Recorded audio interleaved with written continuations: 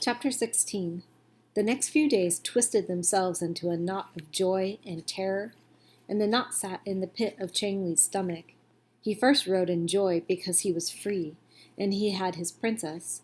But terror pushed away the joy because she was dying, right in front of his eyes, and there was nothing he could do to help her.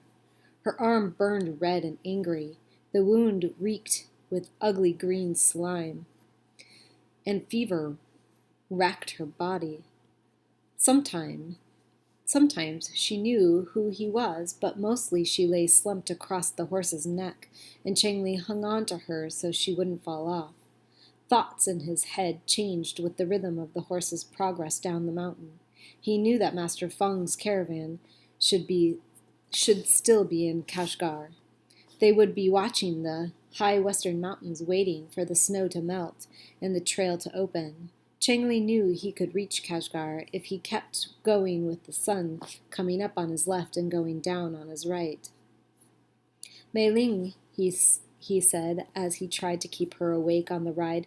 Mei Ling, I know I should call you princess, but I've stopped thinking of you as princess. You used to be so awful. Do you remember those days? He chuckled, recalling her demanding voice.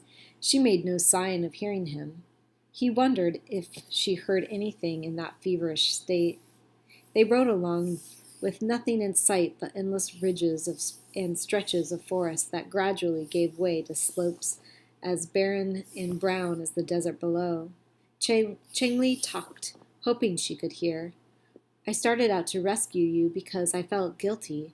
It was my fault you got kidnapped, but somewhere over the winter, I came to think of you as a friend who absolutely must not be sold as a slave.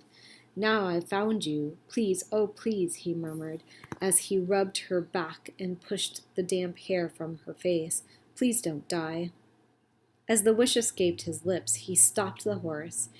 They stood on the top of the final ridge. Far below rolled the familiar brown of the desert. Down there, somewhere, lay the huge caravan center of Kashgar. Kashgar reigned as the fabled city where all caravan routes from all the mountains and deserts, east, west, south, and north came together. Kashgar hemmed in on 3 sides by mountains that reached into the clouds, and on the 4th side by the endless shifting sands of the Talamacan desert. Chengli looked across the distance at the white snow peaks that ringed the desert as far as he could see and blocked all the caravan travel. When that snow began to melt, caravans could move along the trails, but spring had yet to come to the high mountains, and the white line of snow hovered just above the city. The caravans waited. Master Feng's group must be somewhere in the crowd. By evening, the exhausted horse and riders had reached the first caravan field. Master Feng, Chengli called out, right and left. No one answered. He'd forgotten the stink of a field packed solid with camels and donkeys. He gagged but kept moving and calling out. He fought to hold Mei Ling steady. He called out again, Master Feng, Uncle Dao, Abdul, Bori, are you here? Here, over here, came a reply at last. Who seeks Master Feng's caravan? Chengli guided the horse toward the voice. Help us, oh please, help us. He stopped the horse and whispered, I am Chengli, the one who disappeared at Kucha. I have the girl, but she is dying. Maybe she is dead. He felt strong arms pulling Mei Ling out of his grasp. More arms lifted him out of the saddle. He was asleep before his feet touched the ground. He slept until someone shook him, and daylight warmed his face. Uncle Tao, dear, friendly, rough, and wrinkled Uncle Tao, his hair still black, his beard still white, sat beside him, filling the tent with the comforting smell of a familiar friend. I have tended the little slave girl, he said. Her arm is damaged, but she lives. I have washed the wound with freshly boiled water and dressed it with ointment. Now we must wait, he sighed. We have little else to do here but wait. We wait for news of our master.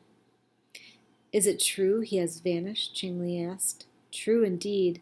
The nomad king came to claim his bride, and we had no bride to give him. Master Fong did not want to die, so he disappeared instead. Chengli sat up. Uncle Tao, where can he be? He can come back now. The slave girl you are nursing is our princess. I have found her. She's here now. Master Feng will be safe. A rough voice broke apart their conversation. Here he is. Arrest him. Fourth brother, with the same sneer on his face and anger in his voice, pushed past Uncle Tao, grabbed Chengli by the shoulder and pulled him to his feet. Behind fourth brother came two rough policemen, their long tridents announcing their authority.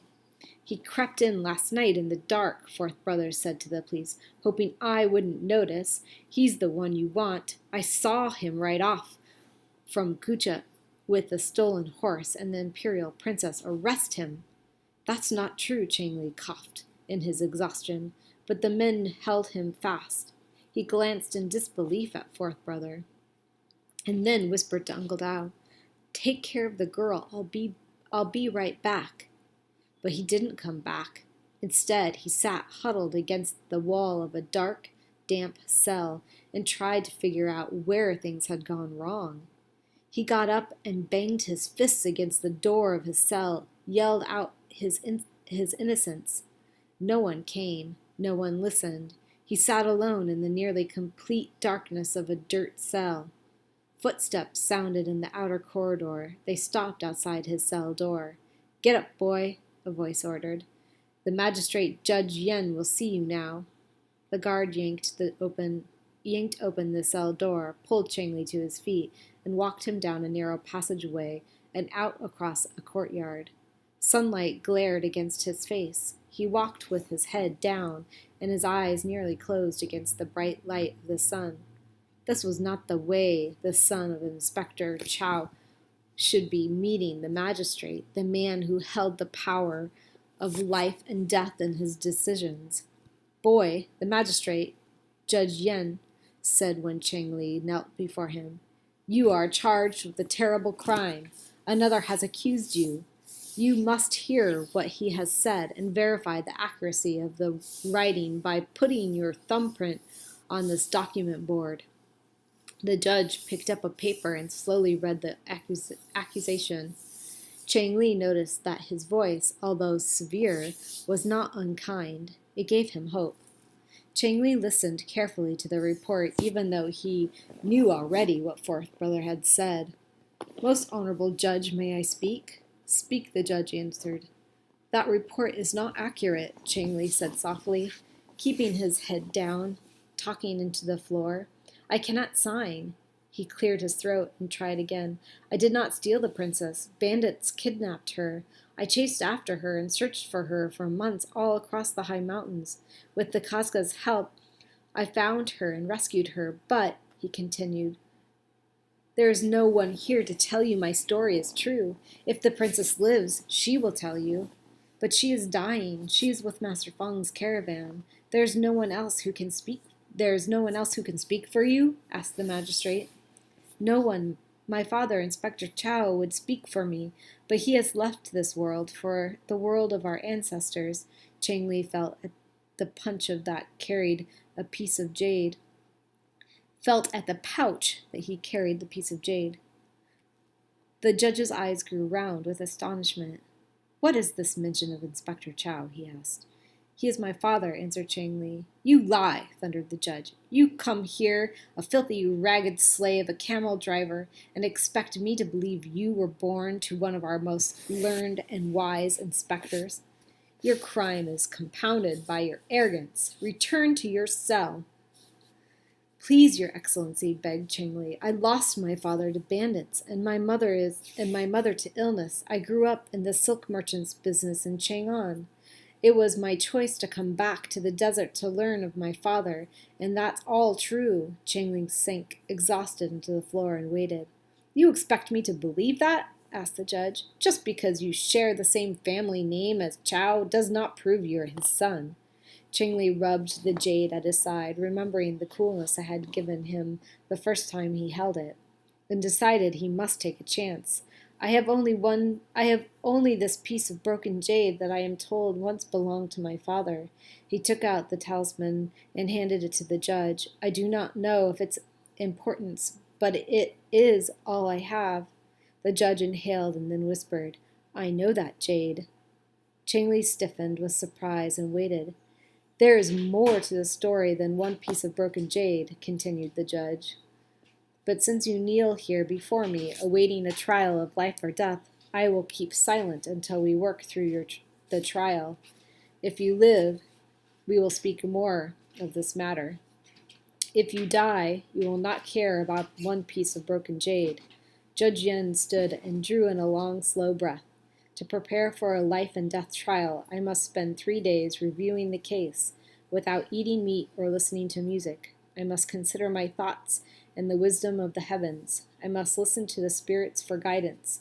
He moved toward the door. In the meantime, he added, you may keep the jade. The guards marched Chengli back to his cell.